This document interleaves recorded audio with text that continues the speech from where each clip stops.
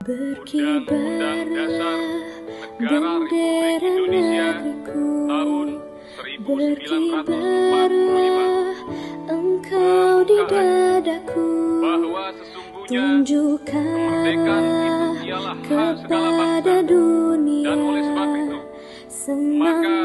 penjajahan di atas dunia harus dihapuskan karena tidak sesuai dengan peri kemanusiaan dan peri keadilan. Dan perjuangan pergerakan kemerdekaan Indonesia telah sampailah kepada saat yang